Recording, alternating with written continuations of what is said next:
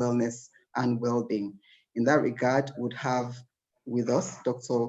Mojubola Abiri, who is the CEO of Radimedi Consulting Services.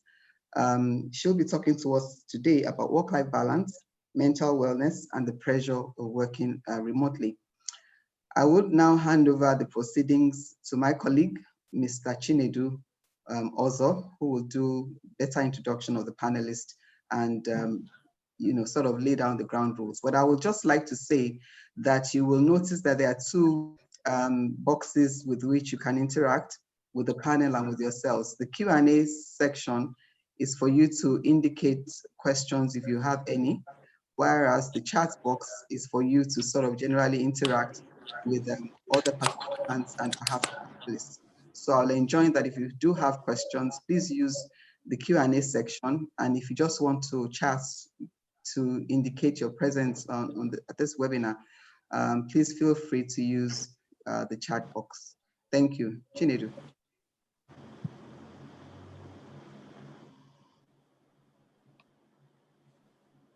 Chinedu, you need to unmute yourself. Yeah, thanks, BC. And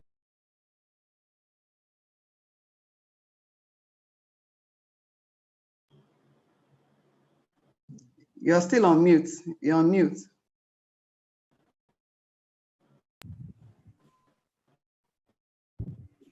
Oh, sorry, please. Thank you very much. Can you hear me? Yes. Can you hear me now? Yes, we can hear you. Thank you very much. Yeah, and good evening, everyone, and welcome to today's webinar. Like BC rightly said, the webinar is organized by DCSL Corporate Services in response to the prevailing socioeconomic situation in Nigeria, and particularly the peculiar circumstances that we have been put into as a nation and members of the global community by the novel coronavirus pandemic.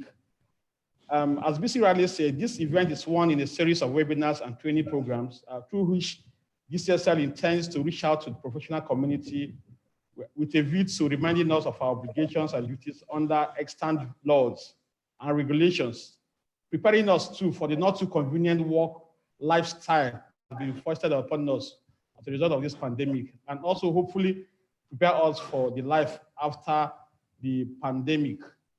Today, our speakers will be dissecting two important topics, which are very germane and crucial to us as professionals, employers, and also employees. The topics would center on privacy, data protection, and mental wellness. Guest speakers who are experts in their own right and who will be of these topics. With us, in no particular order, is Mr. Akin Adegoke. He holds an MBA from Heriot-Watt University and is the managing consultant and CEO of Johan Consults Limited, a data protection, regulatory, and technology consulting firm. Mr. Adegoke is highly renowned and experienced as an IT professional with over 2 decades of direct industry experience. And he's also a certified business analyst, a software analyst, and certified project manager. As said earlier on, he will be speaking to the topic privacy and data protection, a discourse on the Nigerian data protection regulations and compliance implications. Also on the platform is Mrs. Mojubola Abiri, who is a consultant, psychiatrist, and managerial psychologist. She's also the CEO of Radimedi Consulting Services, a medical consultancy firm. Dr. Abiri is a fellow of the West African College of Physicians and a member of the American Psychiatric Association. Dr. Abiri is a mental health advocate who is driven by the holistic view to health, and as such, a regular voice on various print and electronic media. She will also be speaking to the topic work-life balance, mental wellness, and the pressure of working remotely. So before handing over the proceedings to Mr. Adegoke, as BC largely said, I'll invite us, the participants, to play an active role in this webinar, considering that the topics for discussions are issues that we are faced with on a daily basis. So we would like this webinar to be as interactive as possible, and we'll be happy to receive your opinion and suggestions on the topics. So we're enjoying to drop our comments, as BC said earlier on the comment tags at the foot of the screen.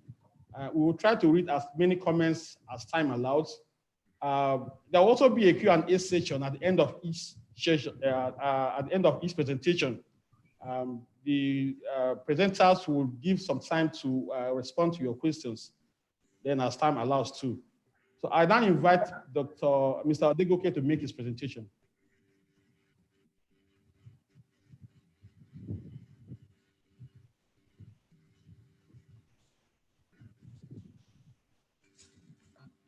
You need to unmute yourself, sir.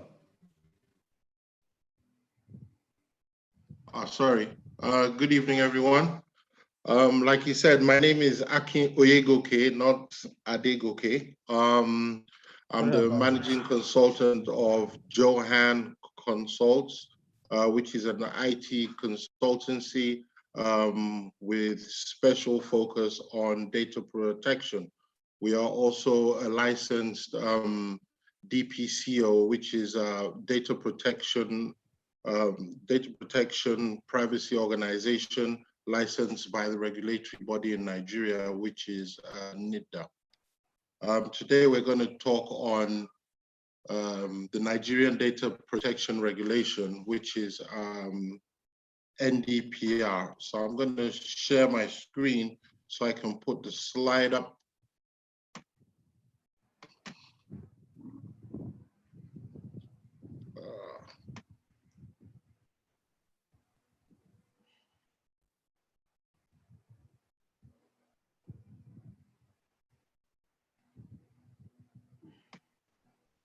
Can everyone see that? Can you see my screen? Yes, we can. Yes, we can see. Cool.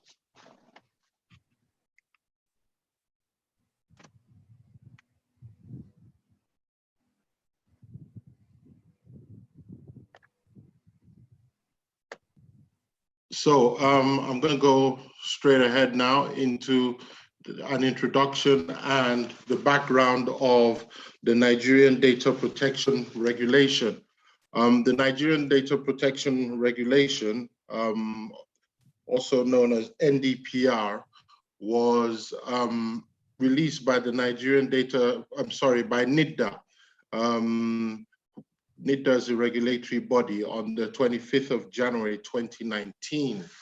And it was thought out so that it can protect the rights of data subjects, the rights of individuals. And the NDPR applies to the processing of personal data, regardless of the means by which the processing is carried out. And so individuals residing in or out of Nigeria, who are Nigerian citizens, Nigerian residents, or you can say Nigerian data subjects. And it's to protect the privacy rights of the individual. So the aims of the NDPR is to safeguard the rights of natural persons with regards to processing of personal data. So like I said in the opening, that personal data is any data that relates to or can be used to identify a living human being. So you and I, our data needs to be protected, and this regulation is there to put the guidelines for that data to be protected. So it's to foster safe conduct for transactions involving the exchange of personal data, to ensure that Nigerian businesses remain competitive in the international trade. In that regard, you have the EU General Data Protection Regulation, which is GDPR, and that is an international standard for the EU and organizations that exchange data with the EU. And so now we have the NDPR. So that helps with international trade, international business, exchange of data internationally. So privacy and data protection within the tenets of NDPR. The principles of the NDPR are the basis for the building block for good data protection practices. It is also necessary for you to comply with the provisions of the NDPR. So the NDPR has certain principles, and these principles include lawfulness, transparency and fairness, purpose limitation, accuracy, data security, storage limitation, and accountability. We're going to touch on these in the next couple of slides. So we look at lawfulness, transparency, and fairness. So the principle states that the data controller must have legal grounds to process personal information and be clear, open and honest about how they use data subjects' personal data. So here you see it says the data controller. Who is the data controller? The data controller is the person or the organization that collects that data from you and determines what the data is going to be used for. So for example, if you go into a bank and you say, I want to open a bank account, and they now say, okay, we need your name, we need your address, we need your date of birth. So you're giving them that information. They are the data controllers because they've got that data from you and they're going to use that data to open a bank account for you. So they are termed as the data controllers. The regulation identifies 6 legal grounds for processing information. The first one is consent, contract, legitimate interest, legal obligation, public interest, and vital interest.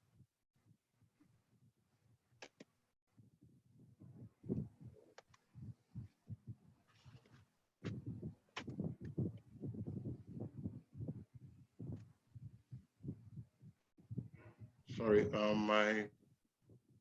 something is happening here. My slides are not. Can you still hear me? Yes, yes, sir. Okay, I think my laptop's frozen. Okay, so let's do that again.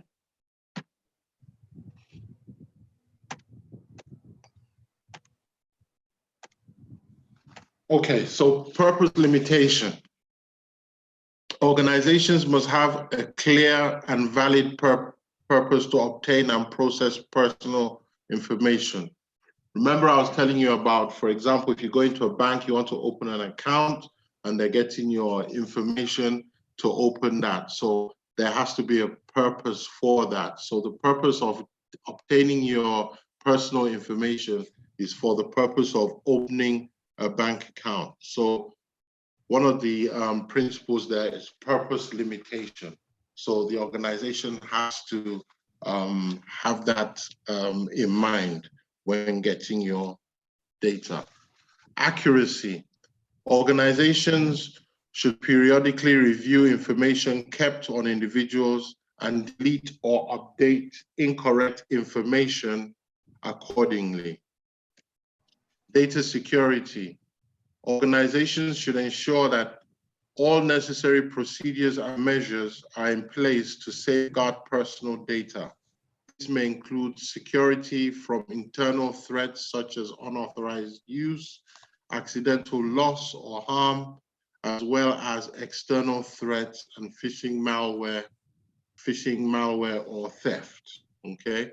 So organizations need to put all these things in place to make sure your data, my data is all secure. Storage limitation.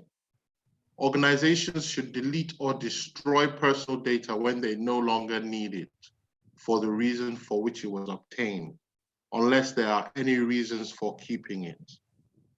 The NDPR does not specify how long you can keep your personal data. It is up to the organization to decide this, depending on the purpose for processing. So here we're talking about how long do you keep personal data for. So most organizations set their own retention policies. or sometimes they are governed by regulatory bodies that will determine how long data is supposed to be kept for. But at the time you, the data subject, are signing up to their services, they normally tell you how long this data will be kept for. If you have an ongoing contract with them, or you're still getting a service from them, of course, your data will remain with them until such a time that maybe you're no more doing any business with them, but then they could say, our retention policy is to keep it for 20 years after you finished any business with us, or 10 years, or whatever the company's retention policy is, okay?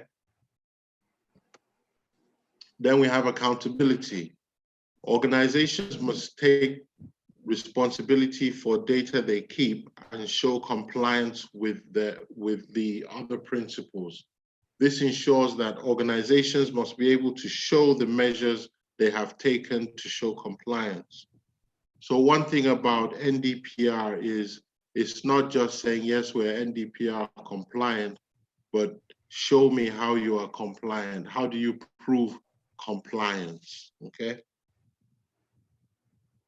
What organizations should do differently? So there are 5 practical steps that I suggest organizations can do differently to prepare for NDPR. Determine if the NDPR applies to them. So you first of all determine whether the regulation applies to your organization. And how do you do this? You do it by finding out whether you process or you control any personal data. And as long as you are in the possession of personal data, definitely it applies to you. So even some organizations that we've done compliance for, they say, oh, I don't think it applies to us because we don't deal with data. And the next question I ask them is, do you have an HR department? And they say, yes, we do. Okay, it applies to you because you have employee data. So one of the other steps too is to appoint a data protection officer, and then you prioritize and demonstrate accountability. Examine if your organization transfers data to foreign countries. Understand the rights of data subjects. These are just a few. There's a lot more, and that you would need to do. But if you can say yes to any of these, and then you know that it really does apply to you. So what organizations should do differently? Determine if NDPR applies to them. For organizations to determine if NDPR applies to them, they will need to answer these 3 questions. Do you offer products to customers in Nigeria? Do you employ Nigerian residents? Do you monitor or track browsing behavior of individuals in Nigeria? So you prioritize and demonstrate accountability. The NDPR emphasizes on accountability. Organizations are not only responsible for complying with the regulation, but should also demonstrate that they are in compliance. So for example, if you've done your, let's say, consent policy, this is how we take consent.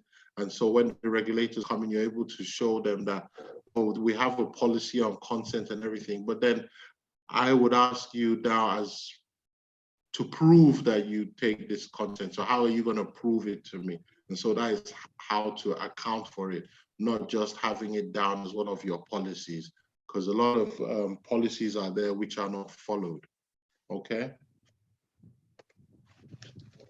So examine if organization transferred data to a foreign country. The NDPR does not allow the transfer of data to foreign countries that do not have adequate data protection laws. So there's some kind of, even some countries that don't have adequate data protection laws, there's some kind of due diligence that you have to do in order to be able to exchange data with those countries. Understand the rights of data subjects. Organizations will have to accommodate the rights of data subjects should they choose to exercise them. So the rights of data subjects include right to access, right to rectification, right to erasure, right to restriction of processing, right to data portability, okay? So the next steps and implementation, the most effective way to achieve NDPR compliance is by interdepartmental cooperation and the use of technologies that simplify and verify business needs, such as policy enforcement, data protection, and reporting requirements. NDPR implementation should include the following steps: engaging a DPCO, that's a data protection compliance organization, raising awareness. You raise awareness within the organization about the NDPR, and then evaluate risk and perform gap analysis. In NDPR and GDPR, we refer to this part as a privacy impact assessment. And then you have to develop a roadmap, monitor and report progress and compliance, okay? So raising awareness, the next step is to raise awareness of the NDPR at all levels of the organization and anticipate the effects and future risks of NDPR. So you now evaluate these risks. So you need to evaluate your business processes to see the flow of data, how you receive data, how you transfer data, how you store the data, how you delete it, and all that good stuff. So the roadmap, once the gaps have been identified, the organization should outline the required changes to the processes, because once you've done your privacy impact assessment or your gap analysis, then you have to now look and say, okay, let me prioritize my remediation process. What am I going to fix first? What should be in place? So you develop that roadmap, and then you now go on to monitoring your compliance. So organizations must track its processes constantly and consistently to ensure that it meets all NDPR requirements at all times. And that is something that your DPCO with your in-house data protection officer would do for you. So when we look at the developing of a roadmap, because it could be not just a process change, sometimes it could be a process change or a policy change or technology change, okay? So exemptions and limitations. The regulation does not apply to the processing of personal data for national security activities of the law enforcement. So law enforcement and national security, they are kind of exempt, although they will protect your data, hopefully, but in certain situations, they need to use your data for national interest. So they would be kind of exempt from the Nigerian data protection regulation. So what are the sanctions and remedies? So there are fines, the fines depend on a variety of things. So the regulators will look at the severity of non-compliance, potential personal data breaches, the measures taken to mitigate, the degree to which mechanisms have been put in place to prevent data breaches, failure to deliver upon data subjects' requests. So these are part of what they would look at. And then you have the fines. So the highest fine is 10 million naira or 2% of your annual global turnover in the case of a data controller dealing with more than 10,000 data subjects, or whichever is higher. And then you have the lower fine, which is 2 million naira or 1% of your annual turnover, whichever is higher. So this is how it looks, and this is how it works in practice. So suspicion that an organization does not comply with the NDPR, so the regulatory body can come in and analyze, they can do an analysis there and then they conclude that you're compliant and there's no problem there, so nothing's gonna happen. But then they look at it and say that, concludes that the organization does not comply, I think that should be, and then they will make a decision, but will not impose fines. They could give you a warning, a slap on the wrist, or they can fine you, depending on the severity, about what we spoke on in the earlier slide, and then give you one of those fines there. Okay, so data subjects' right to claim compensation. Data subjects have the right to claim compensation from an organization if they have suffered damage as a result of the breach or non-compliance with NDPR. However, it's not expressly stated in the regulation. So if my data was breached, I mean, I could take you to court, I could go and report you to the regulators, but it's not really specified in the regulation. Data transfer and protection. NDPR restricts the transfer of personal data that is intended for processing to a foreign country. Restriction of transfers include transfer to another company outside the country, transfer to another company within the same corporate group, sending of emails or attachments containing personal data stored on a server abroad. I mean, these things can be done, but there are certain things that have to be put in place. The transfer of personal data is possible if any of the following is in place. There is an adequacy decision by NIDA, that's the regulatory body. NIDA has published what we call a whitelist that contains a list of countries with adequate data protection laws. The transfer is covered by appropriate safeguards, for example, binding corporate rules or MCCs, which are model contract clauses. The transfer is covered by an exception. And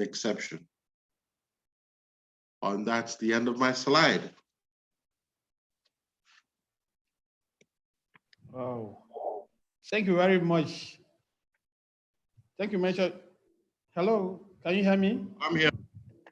Thank you very much, Noyegwe, for that insightful presentation and You're for welcome. clearly buttressing the provisions of the Nigerian Data Protection Regulation, which basically seeks to protect the rights of natural persons over data and the use thereof, and also for highlighting the requirement for consent to the processing of personal data in some circumstances, and also for highlighting the rights of the data subject, which many of us, I'm sure, are oblivious until now, which also includes the rights to request for such data to be deleted, and also the other specific requirements, compliance requirements under the regulations. I'll enjoy the participants to please send in their questions so that we can get Mr. Oyegoko's insight on areas that will need some clarification. But for some comments that we've received so far will be read now. So we have Mr. Jacob Erabo, who sent in this question. He said in recent times, some government organs have been asking for BVN of individuals, which are data held by banks. So he's asking, why do they ask for this information since they are supposed to be third parties with regards to access to such information? And what is the position of the data protection requirements in that regard? So you go, please. Okay, so for this, yes, I've seen it. You know, right now they say we're at war with an unknown virus. And I think part of what the government wanted to do was distribute some money or give money to people that really need it at this time. And if you remember, when I was talking about the regulation, I spoke about there's certain ways, you know, consent, and then you can also exchange data, vital interest, public interest, and these the government bodies are asking for these BVNs so that they can give money to certain individuals, and you know that is in the public interest. Okay, thank you, sir. But I also want to add, sir, in this Yes. at this particular time, do we actually need a regulation or an act? Because there are opinion in some places that it's not just coming up with the regulations that is the problem, but it's the implementation. And that without an enabling act, that it might be difficult to really implement the provisions of that regulation. So do you think we need an act now as against a regulation? I believe that is being worked on. I don't think NIDA has had any problems so far trying to implement. A lot of organizations are contacting a lot of us who are licensed DPCOs by the regulators to get them compliant because they know they need to be compliant. So for now, I think NIDA is doing a very good job in trying to enforce it. And I'm sure later on it will, I think they are definitely working on an act also. So how will you rate the compliance level? For now, I personally, for one, think that it's a bit low. I think there needs to be some more awareness so that organizations would comply.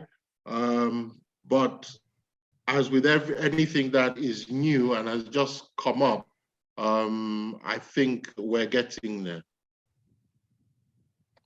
Okay, thanks. I have another question here from an anonymous participant. Say, what's your view on the adequacy of the NDPR vis-a-vis the GDPR? What is my view? The NDPR and GDPR, I mean, like we, for instance, we started when GDPR was new. We did a lot of GDPR implementations. We are GDPR consultants in the UK.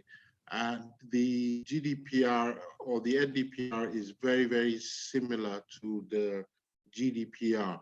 The only difference is that the NDPR doesn't have as many articles as the GDPR, but they are similar in many, many ways. Okay, and then another question here says, says in recent times, sorry, I'm taking that. Mr. Tayo Ade says, my worry is when government or its agencies breaches these laws, regulations, NIDA is often helpless. So we may end up having ineffective regulations. What's your take on that, sir? Like I said before, I think NIDA is doing a good job. They have a lot of work on their hands, but I think so far they're doing a good job in trying to enforce it and create awareness. Okay, thank you, sir. And then I'm not sure we'll be able to take all the questions, but we'll just take the ones that time allows us to take. Mr. Mojola Oluwa says, is data protection only limited to electronic data? I'm thinking about situations where people's documents have found their ways to suya and groundnut sellers. What's your comment on this, please? You also say Data that factor protection. in, okay, sorry, another leg of the question, say please factor in the fact that sometimes this data is obtained electronically and then printed out by the companies. Thank you. Data protection is not only limited to electronic data. For example, we have what you called unstructured data. And unstructured data is data you find in filing cabinets. So I can have, you can have photocopies of somebody's international passport with their biodata page in a filing cabinet in the office. That is also data that needs to be protected. So it's not just electronic data. And I think that as people are becoming compliant, people are becoming aware, very soon you won't see your people's data in the hands of suya and groundnut sellers, because this data will be protected, okay? Okay, I think we'll take, shall I say the last question from Mr. Laide, from Laide Adeyemo. How does this data protection provisions apply to staff working remotely using client data? Is there any difference? So you're working remotely and you're using client data. I'm sure if your organization is compliant, they would have put certain things in place, whereby you have policies in place that will tell you how you can handle this data and what you should and should not do with the data. So even if you're working remotely, maybe you won't be able to download the data or whatever, depends on what was put in place by the organization to protect this data. Okay, maybe I should also take this question from Tunde Adewusi. Says, does the DPR assist corporations in obtaining data? For instance, we insure head of service scheme, and it is always a war to obtain data from the head of service. 2, recently the US government restricted Nigerian citizens seeking immigration for not having adequate data. What is the function of the NDPR in this regard? When you say for not having adequate data, you mean adequate data protection, right? And I suppose so, sir. Yes, and having adequate data protection, and that's why the it's been out before the United States did that, but that is why organizations and MDAs are all rushing to comply with this regulation. So by the time it's organization, MDAs, and government organizations are complying with this, and then we'll be in a better stand. Okay, the questions keep pouring in, and I don't know. Maybe let's just take a few more questions before we round up this session. From Obafunke says, are there provisions that speak to the restricted use of collected personal data? Please expand on this. I'm sure you dwelt on that during your presentation. You do have a word or two to say in that regard. You say that again? Are there provisions that speak to the restricted use of data? Are yes. there restrictions that, Yes, there are. Like on one of the slides, we talked about consent. So you can't use data without the consent of the data subject. You have to get the data subject consent to use this data. And you can't just transfer data without having certain things in place. For example, we talked about transferring to other organizations or to third parties. There are certain things that have to be in place. So yes, there are restrictions to how data can be used. Okay, and then Tunde is asking, when does the NDPR kick in? What dates must companies comply by? Well, any company right now that is not compliant is already in breach of the regulation. The date was the 25th of October, 2019. So any organization, if you're unlucky and NIDA decides to come and do an audit right now, and you're not compliant, you're already in breach of the regulation and you're exposing yourself to the massive fines. So it's October 25th last year. Oh, okay. Thank you, sir. And then Toby is asking regarding the restrictions outlined, how can a website go about personal data contained in server abroad? The question is not too clear, but I suppose it relates to the collation of data via from websites of maybe of other companies or so. It's not too clear. But it says, how can a website go about personal data contained in server abroad?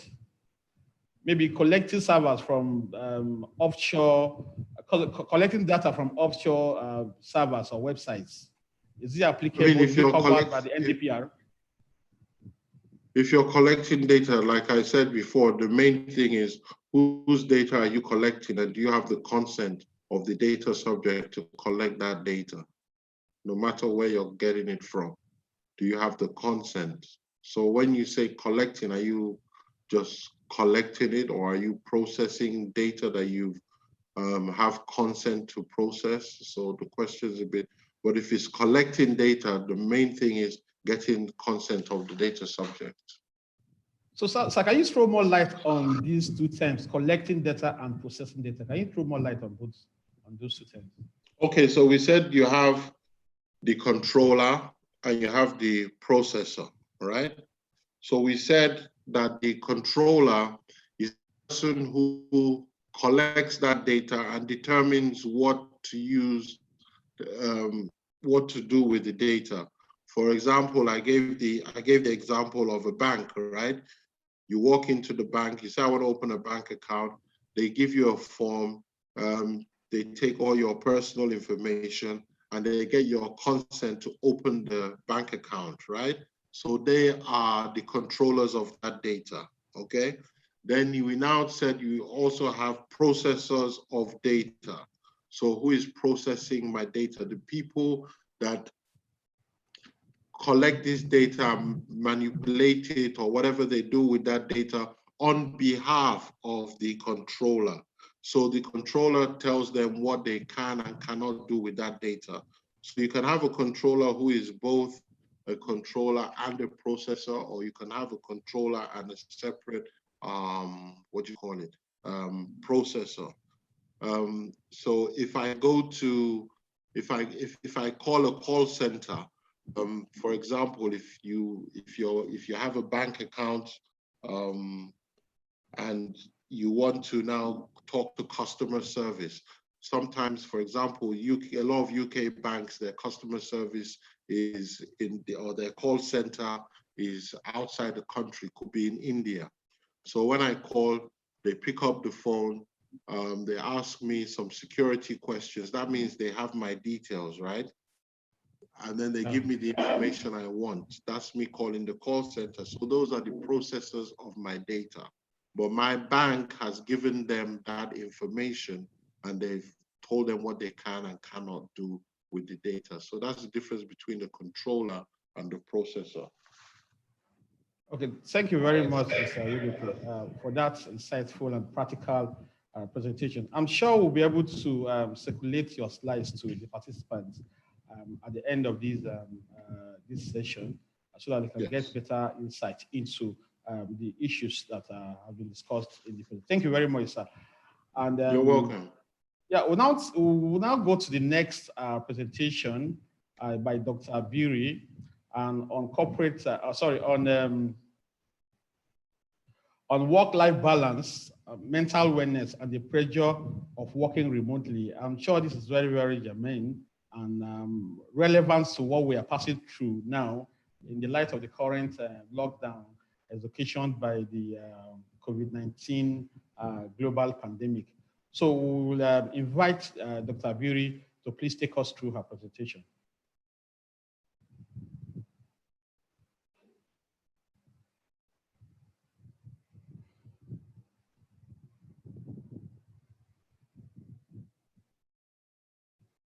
Dr. Abiri, please.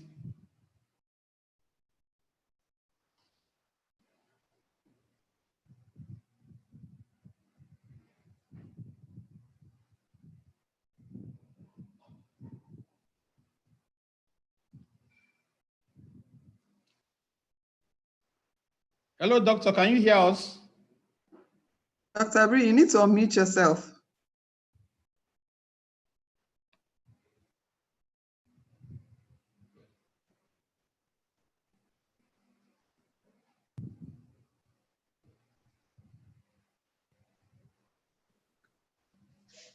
I think he has some technical issues. In the meantime, whilst we're waiting for Dr. Abiri to join, Mrs. Alade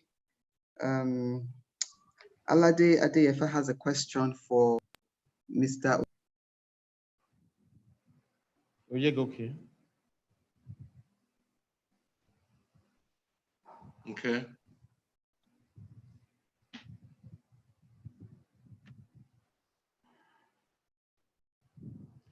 Okay, there's a question from Olamide here. It says, what enforcement mechanisms does the I'm law... sorry. Okay, sorry. Chinedu, I'm sorry. I'm sorry. I was reading the question from Mrs. Alade Adeyefa. Yes, she says, if data is already in public space, would it come under the purview of the regulation? That's if you mine data from from the public space and you put it to use, would it be covered by the regulation? I don't know if your own two went off. You went off on your side too. Can we get it back on? Mr. Yogi, I don't know if you heard the question. Yes, I heard. You said if you man data from public space. Yes. But there's data, depends on the kind of data and depending on what you're using it for, there is data that you cannot just use a data subject's data without certain things in place. For example, I'm sure now that we have the regulation, because I know in the UK it happened after the GDPR went into force, was that there were certain things you had to do before you could use that data. So it's not just the case of, I know your data and then I start using it without your consent, no matter where I've got it from. And the public space is coming from also, they would have certain things in the process before you can just go and take that data. So maybe now or before the regulation, yes, but now with the regulation, it could be dangerous to do so. Thank you very much, sir. I guess Dr. Abiri is ready now to make her presentation. Yes, I'm here. Doctor, please go ahead. All right, good evening. Many apologies for the glitch. We're in Nigeria still, so it was electricity, power. Okay, so my name is Bonju and I've been well introduced from the outset. I'd like to start my presentation this evening with a story of someone who called me over the weekend and said that she had problems sleeping and she couldn't control her thoughts. Her thoughts were all over the place because of the current situation ongoing in the world. And after spending some time together, she also explained that, oh, she was reading the book of Revelation. She was already having extreme thoughts. And the truth is, a state of mind is probably not far from where a lot of us are. And it's for that reason that this is not a bad idea to have this kind of conversation at this time, to talk about work-life balance, mental wellness, and the pressure of working remotely, even in the face of this pandemic. So, a background is the fact that 2020 started with a bang. Everybody was expectant. We were saying it heralded, a new decade. It was the year of the double digits. It was the year almost everyone had been waiting for until the coronavirus pandemic came through. And to be honest, these are unprecedented times. No one had prepared us for a time such as this. And of course, when events like this happen, events of such magnitudes that no person, no nation, and no economy was prepared for, it's often likened to what is called a significant stressful life event. The presence of the COVID pandemic is actually a significant stressful life event because none of us has been there, none of us know how. And while I also thank the previous speaker for, his well-delivered speech, I must also say that he had said, and I will join in saying that we're fighting an enemy that we cannot see. And so this is the situation at hand at present. It's important to talk about the fact that health is often misconstrued by most people. Most people believe that, because they have not been in a hospital for months, for years, for decades, and for eons, it means that they are well. But the World Health Organization differs, especially because the World Organization says that health is not just the absence of disease or infirmity, but a complete state of physical, mental, and social well-being. And as such, again, we can see the mental part of wellness being emphasized. It's also important to also tell us today what mental wellness is. Mental wellness is pretty much mental health. And wellness in that sense just means that a positive state of mental health in which an individual is able to successfully perform functions of thoughts, emotion, cognition, perception, and behavior. So it means that all the functions of the brain are totally and accurately carried out for the individual, for us to say that the individual is mentally well. There are 8 pillars of wellness, because beyond wellness just being a word, you know that how I said health is physical, mental, and social. But wellness is actually more encompassing. And wellness has what we call 8 pillars. The pillars being physical, social, emotional, occupational, financial, spiritual, intellectual, and environmental. It may seem like a lot, but the truth is an individual must be able to successfully perform function in all of these spheres before we can actually agree with them that they are fully well. That then takes me to talking about what we call the work-life balance, which had been a word that we had always thrown around for quite a while. So the right of my slide is the fact that we're looking at a scale that puts work and life at the same level. But what we have often, over time, misunderstood is the fact that work-life balance is actually not 50-50. You can't actually be giving your work 50 and your life 50. It's being able to understand the place of priority as life goes on. And it's such that an individual is able to maximally achieve enjoyment in all aspects of their life. Life being work, family, friends, and themselves. If you see the slide being projected now, which talks about the work-life balance reality, it's an interplay of all of these things. It doesn't stop at any point. One of this impacts on the other, and of course, it keeps revolving and going around. So what impacts on one is likely to impact on the other. So at the end of the day, it's about finding enjoyment, fulfillment, and pleasure in all of the things that make up our life. A couple of work-life balance myths have been spoken about over the years. And I just mentioned one, that work-life balance means spending 50% of your time at work and 50% at home. We all know as Lagosians and people who live outside Lagos and probably outside the country, that it's not likely that you would spend 50% of your time at work and at home, especially because there's still Lagos traffic to grapple with and so much going on in our lives. Another myth is that women want more work-life balance than men. I know a couple of men are listening and they're saying, no, that's not true. So of course, that's why it's a myth. We all want life to be balanced. And then very often, some people also believe that work-life balance is synonymous with work-family balance. Remember that life is not just about family. It's about friends, it's about work, and it's about all other things that we have continued to spend our time with. The cartoon here says that, welcome to the seminar on work-life balance. And it says this is a list of your priorities: family, job, exercise, vacation. It lists everything. You have time for 3 things. Work and holidays are 2. You get to pick the 3rd. if you have to look at that list critically, would you be able to pick one, or would you want to find a balance such that you're able to achieve, get fulfillment, and get enjoyment in all of these things put together? It's pertinent to look at what the barriers to balance can be. And the one that we've often always complained about had always been time. We had always said how that there was no time to go to work, no time to go for exercise, no time to do this.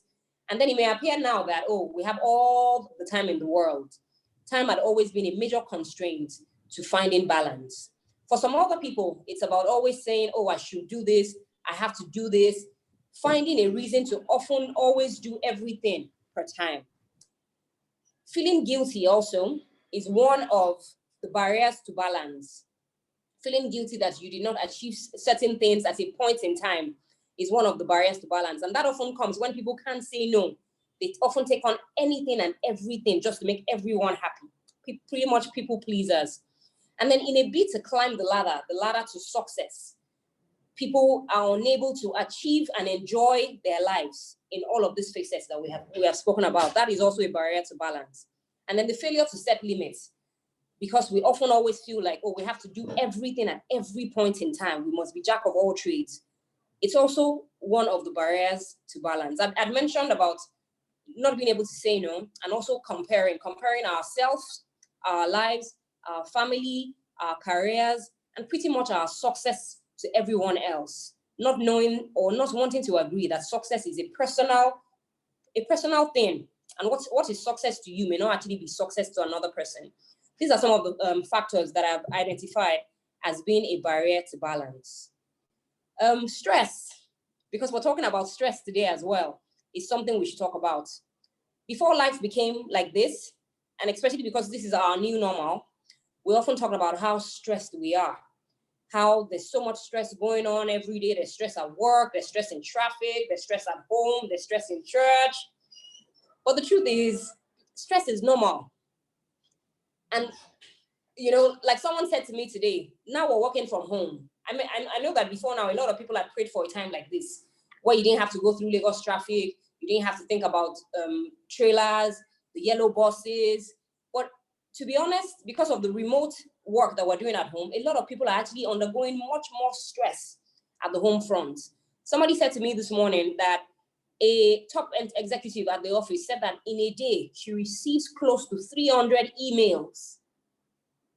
We're beginning to find that those of us who are essential workers as well, who have to come to work every day, are actually exposed to much more stress than when life was, you know, what it was before now. So I'm saying to you that stress is a natural response to a perceived threat. It's not bad. Everyone undergoes stress, probably not in the same way, and we don't all react in the same manner as well. However, if stress is continuous for a long time, so before now, the stress of Lagos traffic had always been continuous. It was chronic, and that was terrible for our health. The stress of the current situation, which is the COVID-19, is also continuous. It's what is referred to as a process trauma. A process trauma is a form of trauma that happens and continues to happen for a long time, and as such, we're unable to put a time limit to it. It's different from what is called an event trauma. So it's important that we know that when stress goes on for a long time, it can affect the body physically, psychologically, and in behavior-wise as well. I would like to identify the factors which predispose to increased stress during this pandemic. And they include the COVID-19 itself, the news, the number of deaths, the rising rates, the lockdown, and the restrictive lifestyle. It's not something that Lagosians were used to. We're used to, oh, Monday morning meetings at 8, horns blaring in traffic, a lot of traffic, Saturday for Owambes, but unfortunately, life has changed. The continuous news is also not helping. The uncertainty in all ways, in our personal lives, emotional lives, financial lives, is also not helping the stress. And of course, there's also the fact that a lot of us lack the appropriate skills to cope, the most important skill being resilience. A lot of us are lonely, and unfortunately, because of the guidelines of social distancing and not being able to touch other people anymore, we're lacking human contact and support, which are actually critical to our well-being. the pre-existing health conditions and the remote working conditions have also been found to cause increased stress during the pandemic. Some of the challenges of working remotely may actually be individual challenges, environmental challenges, or work-based challenges. And it's for that reason that I would like to play this next video on the next slide for us to see one of the challenges of working remotely from the home front. Like I mentioned, it can be individual, it can be environmental, and it can also be work-related. So please, let's just watch this video for a few minutes. It's a few seconds, in fact, which highlights the challenges of working remotely.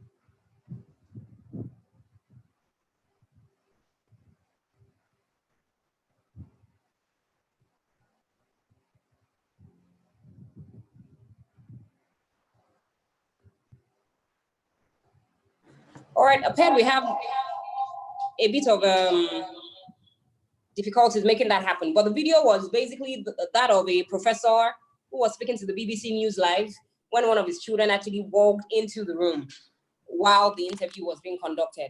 And it's for that reason that you know, beyond the individual, environmental, and work-related challenges of working remotely, I actually wanted to show us this next slide, which shows the top 10 distractions when working from home.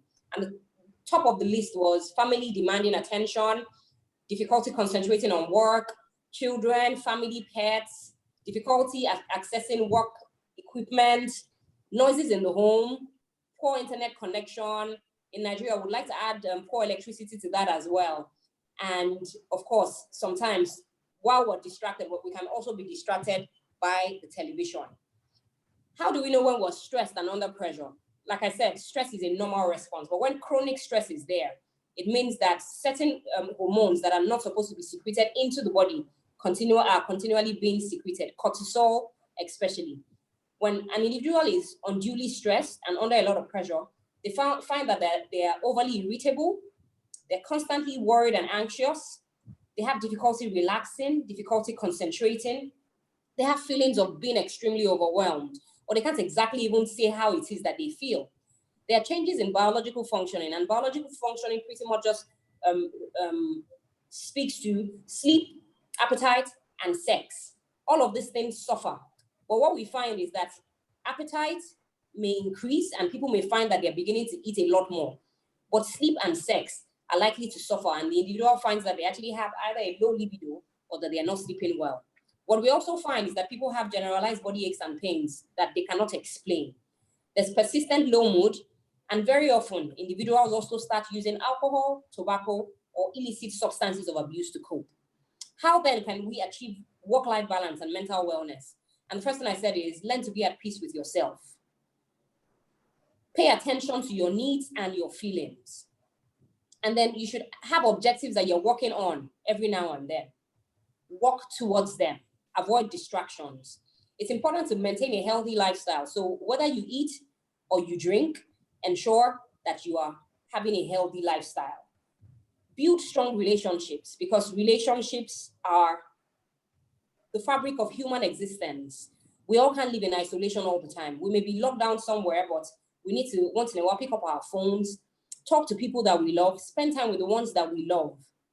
Create a budget, a financial budget. I said at a webinar that I spoke at last week that this is not the time to be buying things that you don't exactly need, especially because no one knows what the immediate future holds. It's important to volunteer for a cause. It's also important to learn to say no. When you're mentally well and there's work-life balance, you will find that it increases your positivity. It increases your self-assurance. You're more likely to be happy, and you're more likely to be able to handle challenges. Challenges will come.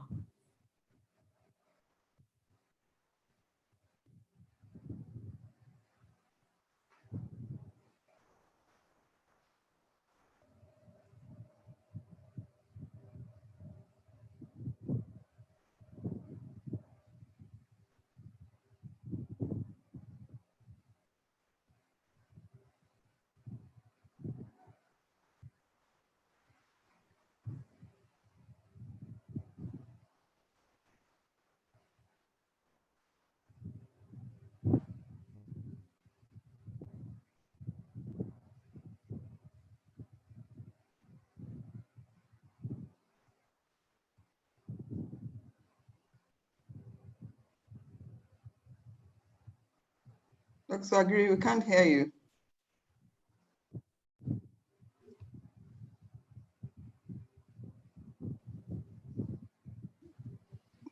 Dr. Abiri, we can't hear you anymore. Hello, doctor.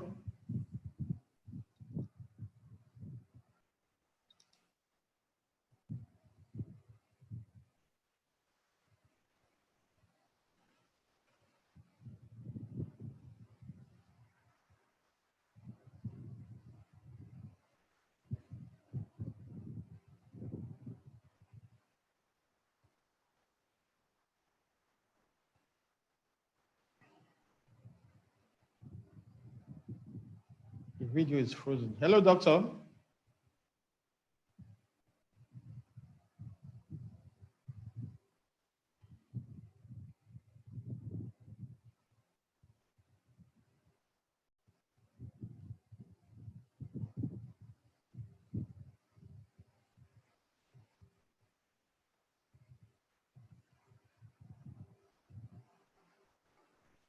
Hello, doctor.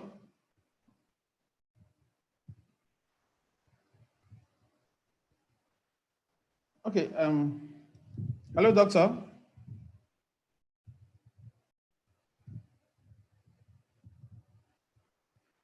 Okay, why is waiting for the doctor? Yeah, I'm here, I'm back.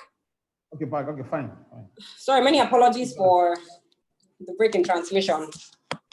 So I was talking about the benefits of mental wellness and work-life balance. And the last thing that I said was how that it increases our ability to handle challenges. It also increases our ability to build and maintain relationships, to realize our own potentials. It gives us an enhanced ability to cope with the normal stresses and challenges of life. And it also helps us to increase our engagement in productive activities. Wow. The truth is that work-life balance is now work-life integration, especially because the conversation is now geared towards finding flexibility with the time we work, the place we work, and the task that we perform as well. It's said that 88% of Generation Ys prefer work-life integration or work-life flexibility versus what was previously known as work-life balance.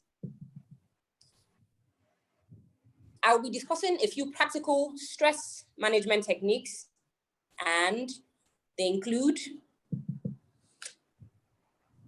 at least now we don't have this anymore. We haven't had this for like 4 Mondays now, so at least everyone can rest. But the practical de-stressing techniques are focused on the things that you have control over. At this moment and right now, there are certain things that we may not be able to change. For instance, how many people have the COVID-19, how many people are going to die. You can focus on how you can keep yourself safe and how you can keep your family safe. I've said this before, be at peace with yourself. It's important every now and then to change the environment that you find yourself. So for instance, if you find that you've been staying in a place for so long, you may want to go out, take a walk in a safe and secure environment. I encourage that you practice breathing techniques, because being able to breathe, we call it the 4-7-8 breathing technique. Breathe in through your nostrils for 4 seconds, hold it for 7 seconds, and then let it out through your mouth for 8 seconds. When you breathe that way, it has an effect on every organ in your body. It's important to practice meditation and mindfulness. And what this pretty much talks about is being still and being calm in the moment, allowing yourself and your body to listen. You can practice affirmation, affirm yourself and the situation that is ongoing in the country or in the world to just keep yourself in a good mental place. I had mentioned earlier that we should practice mindfulness. We can relax. And part of relaxation techniques include the fact that you can actually sit down on a chair and start to ease off the tension from every part of your body, starting from your fingertips to your hands, all over your body. You would feel the tension leave if you sit right in a quiet place and when the motive is to relax. You can do some exercise, running or walking, especially if you've been given a clear bill of health from your doctor. It's important to express your feelings. You can journal, you can play games, and one that I say often is that once in a while, we should turn off our phones. And for a lot of us, our phones are major distractions, our phones are a major source of distress. You may need to block certain people or refuse to pick certain calls because all that they do is cause you turmoil and increase distress. And very often, it's important to pray what is known as the serenity prayer. Grant me the serenity to accept the things I cannot change, the courage to change the things I can, and the wisdom to know the difference. As I close, I will say to us today that it's important to recognize warning signs, how we think, how we feel, and how we react. The mind is a very, very strong and powerful organ. If you tell your mind something, your mind will feed on it and it will multiply it 1,000,000 times over. So if you tell your mind that it's all over, the world has COVID-19, nothing is going to go well with me, your mind will keep feeding on that bit of information. But if you change your perspective towards this situation and find things in spite of all that is going on to be grateful for, I can assure you that your mind will be in a better place and will thank you for it. I encourage you to identify your stressors and try to avoid them. Commit to making one small change at a time. And as I close, I would say to you that there is no health without mental health. Thank you very much. Thank you very much. You're welcome, sir. Thank you very much, Doctor, for that wonderful and practical presentation. I must say that it applies to what we are passing through today. And most of us are experiencing the lockdown for the first time, and we are being forced to work from home.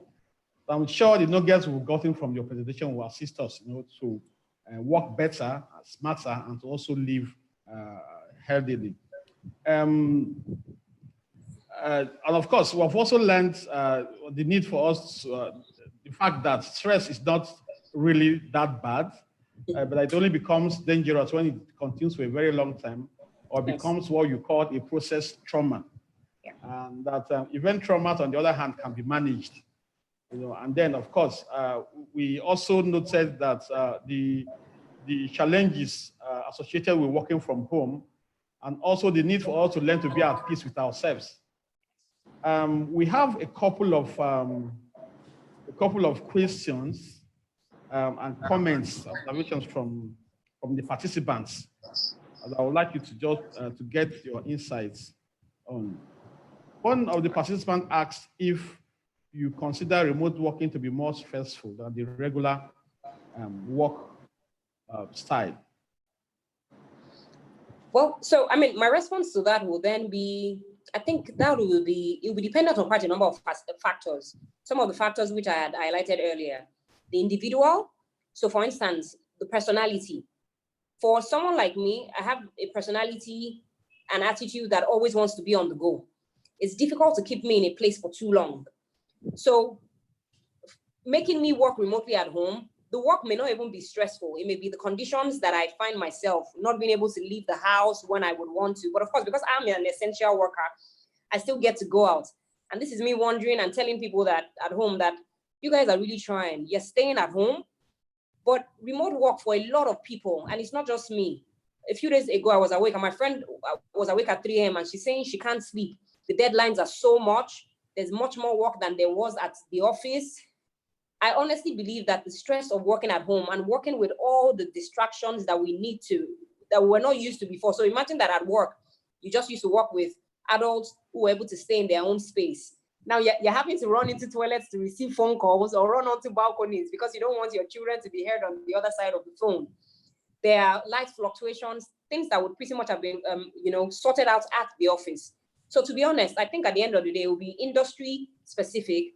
But if I had to look at it generally, I would say that at the time that we have found ourselves, especially because there's even now a lockdown. I mean, so many organizations have people who work remotely when things were normal. But for now, because of also the restrictions that we found ourselves, it's actually much more difficult and more stressful and much more pressuring to work from home.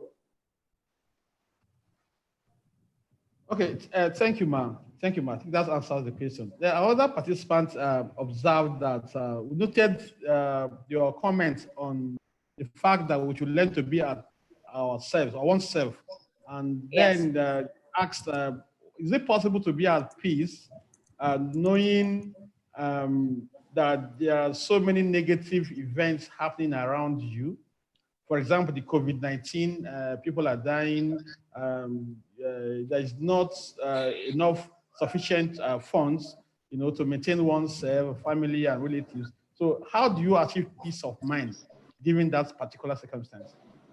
Okay, well, so what I would say is, it's not a one-size-fits-all plan, and it's not a one-size-fits-all thing for everyone. But it's about, finding out what your own needs and your own wants are. For instance, I would say to you, do you think that it's more, is it more realistic to worry as compared to living in fear, or as compared to living in peace? I would say to you that if you live in peace, not because you have everything. So very often we have said that the happiest people are not the ones who have everything, but who make the most of what they have. Yes, these are indeed difficult times. There's so much uncertainty around. We don't know what as a friend said to me this morning, somebody wanted to give him 10 million naira and they asked him, what would you do with it? And the truth is, except you are a financial person, and even with being a financial person, it may be difficult to even say that this is what exactly I would do with this money. Even people who have money now are at a loss of what exactly they want to do with the money. We're living every day as it comes. And that's why, one of the major things that helps with distressing is having an attitude of gratitude. Just be grateful. You wake up this morning, you can see your children, there are people you can reach out to, there are family members or friends that can support you. Let's focus on the things that we have control over. Because the truth is, if you start to focus on all the things that you don't have control over, your mind is likely to be in more turmoil and in more distress than it is in a place of peace. So please, put your mind at peace, and which is why affirmations too would help you. This too shall pass. I don't have a spirit of fear, but of peace and of a sound mind. You may need to tell yourself these things over and over. And it's self-talk, but every once in a while, all of us even on an empty stomach. Even on an empty stomach. Well, yes, which is why it's important to encourage people to reach out to others. There are people on all our lists now that we know that they're likely not to have any form of salary at the end of this month. We can care for others, because that also helps with resilience. That's fine. Thank you very much, Doctor. Very apt. An anonymous attendee wants to know how to handle panic attack. Okay, well, so a panic attack is a type of anxiety disorder. And anxiety itself is normal. It's a normal response to a threat. At present, all of us are prone to anxiety disorders. But because we all have different personalities and different limits on certain things, some of us may be able to control the anxiety as compared with other people. For you to become so anxious that you have a panic attack, of course, like the word says, the individual starts to panic. And what happens during a panic attack is that the individual feels like the world is about to end, they're likely to die, their heart starts racing, their respiratory rate increases, they feel lightheaded, and all of a sudden they feel like they're going to fall to the ground and not get up. Identify your stressors. Focus on the things you can control. Look for someone that you trust to speak to. And if you get overwhelmed and you cannot control all that is going on in your mind at the same time, get a professional to speak to the professional as well. One thing that we've noticed in this time is that people are breaking down every day. 2 weeks ago, I admitted a young lady who, though she did not go anywhere, had started to wash her hands over 20 times in a day. She was washing her hands, sanitizing, listening to the news from morning till night, and telling everybody that she's likely to get, the coronavirus without even having a previous history of travel or even contact with somebody who had traveled before. Once you have a scary thought, it's like a foundation. Anything else you build on it. Scary thoughts will start attracting scary thoughts. We often say that feed your faith and your fears will starve to death. But if you feed your fears, your faith will starve to death. So at the end of the day, it's what are you giving attention to? Please give attention to what would make your mind grow and not what will make you afraid or keep you in a place of turmoil and distress. Yeah, thank you very much, Doctor. So the last question from Tunde Adewisi, he wants to know how to cultivate a new habit or lifestyle in this lockdown where you can't see your friends and some can't actually walk. Well, I think the first thing I would say to us is we should normalize the conversation. The conversation being, this is our new normal. Nobody expected this, but it is here now. And the earlier we learn how to deal with it, the better it will be for all of us. Update yourself every once in a while with the news. I mean, don't sit down with the news as if you're trying to get an award or something. Get the updates, get information, and move on. Realize and understand and accept that whatever it is that you're feeling now is entirely normal. So if you feel afraid, if you're having problems sleeping, if you're unduly irritable, if you're not eating well, or you're eating too much, recognize all of those signs and write them down. Write down your feelings, write down your stressors. Reach out to people, reach out to your loved ones. Caring again creates resilience. So while we may not have people physically present around us, what we've encouraged that people use social media channels and phones to reach out to people who love them so that, you can lessen the burden of loneliness. Some people are alone in this period and it's difficult. Some people are even with people and still they feel lonely. It's also important to cultivate a structure around our lives. So while everything looks like, there's a lockdown, there's no 8 o'clock meeting at the office, you should still try to put a structure to your life because the body has what we call it's a clock, it's a biological clock. And once you disrupt that biological clock, to get it back to functioning may actually be difficult. So have a particular time that you wake up in the morning, do certain things, fill your day with activities, especially with things that you enjoy. Have a particular time that you go to bed, eat well, sleep well, connect and communicate with people. But also, most importantly, please avoid negativity and negative news. Thank you very much, Doctor. Especially the questions keep pouring in. Folarami Oluchola David is asking that we should explain work-life integration. All right, so maybe you should also take that with Ijoma Ladele's questions on why there is gender-based violence, why there's increase in gender-based violence in society. Okay, so work-life integration or work-life flexibility pretty much refers to a business strategy that allows workers to make choices about core aspects of their work. And the core aspects of the work is that those related to time, those related to the task, and those related to the place where work is performed.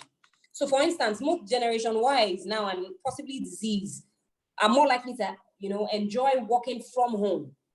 It's pretty much just about integrating our life, into our work, such that at the end of the day, we're able to find fulfillment in all the spheres that I had previously spoken about. It's flexible work time, being able to choose your place, your time, and your task. So it's flexibility in all of those aspects. For the domestic violence and why there appears to be at this particular period.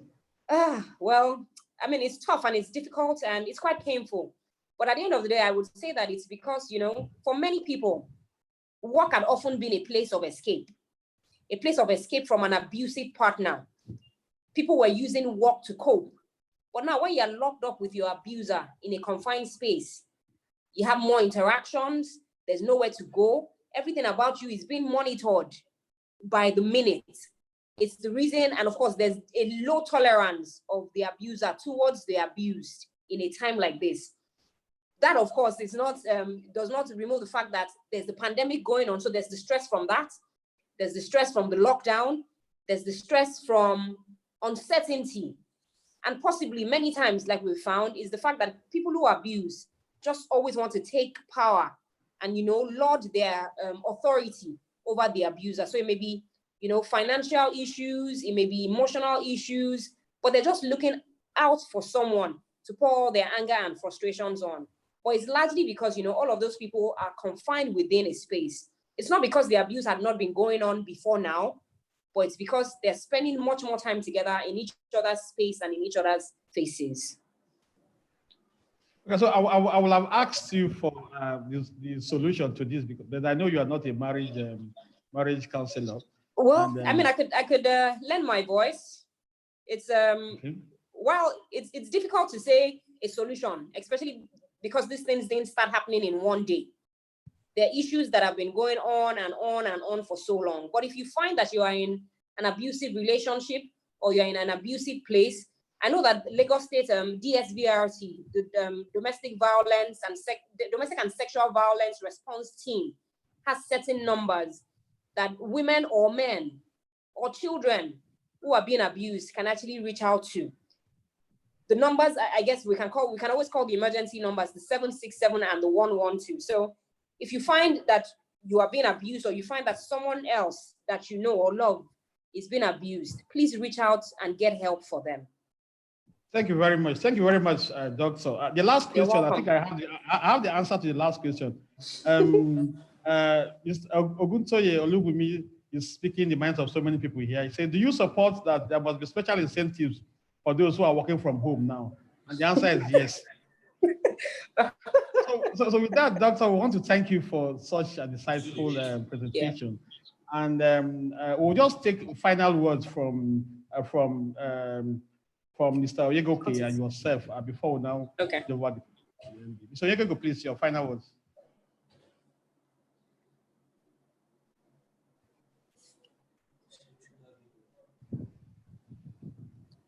Mr. Akin. Yes, I'm here. Your final words, please, just in 30 seconds. Okay, my final words is now that we're in this pandemic, they say we're fighting a war with an unseen whatever. We should take data very serious, data protection very seriously, and ensure that our data is not compromised in any way. Organizations that deal with data should make sure that they are compliant with the Nigerian Data Protection Regulation, and also data subjects should guard their data and make sure that they don't give it out in any way in which the data will be compromised, and make sure organizations get your consent before they use your data. All right? Thank you very much, Doctor. Thank you very much, Mr. Oyegoke. Doctor, your parting words, please. All right, so, I mean, the final thing I would like to do is to share the video that previously didn't play. And while sharing that video, we can see the professor speaking on BBC News Live, and his child comes into the room to disrupt the session going on. The reason why I've decided to show this video is that, you know, even in all of this, we can always find humor. Humor is a fantastic way to deal with all that is going on. Humor is a great way to relieve stress. And that's why the fact that, you know, this presentation also had to be given to a corporate organization today. It was the reason why I chose my last slide to be the one that said, thanks a million. It could have been anything else. It could have been the one that said, oh, Nagode, Dalu, or thank you, and looking very corporate. But even in all that is going on, let's still find something to laugh about. It said that when you laugh, it helps you release happy hormones that are called endorphins. Remember Lagbaja's song that says that put a smile on your face, no matter the situation. Thank you very much, Doctor. Be positive, and remember that there is no health without mental health. Thank you very much. Thank you very much, Doctor. We really appreciate, Mr. Oyegoke too. We really appreciate your time and your for the wonderful presentations you've given to us this evening. You're welcome. Before handing over the presentation to the MD of the DCSL, I'll invite the participants to kindly assist with completing the feedback forms at the end of the webinar. The link to the form will be displayed upon completion of the webinar. So it typically take less than 60 seconds to complete. Let's have your feedback so that we can know how to plan better the next time. And also inform you that I will also be having another webinar next week, possibly on employment of expatriates in Nigeria, and we'll circulate these flyers to the participants and to the general public. I will invite the MD of DCSL to now give her parting words. Thank you very much, Chinedu. It just leaves me to thank our panelists who have been awesome, and the participants themselves. So thank you very much, Mr. Akinyegoke. It was a very enlightening session. Thank you very much, Dr. Bojubola Abiri. As usual, you did not disappoint. Thank you very much for that succinct presentation. Like Chinedu has said, please feel free, participants, to give us your feedback of this session. And if there are particular areas, topics that you would like us to treat, in these unusual times, we'll be happy to give consideration to those. So thank you very much, everyone, and have a good evening. Thank you very much. Yeah, thank you very much, Dr. Oyegoke and our participants. Really appreciate your time. We'll sign out now. Thank you. Bye.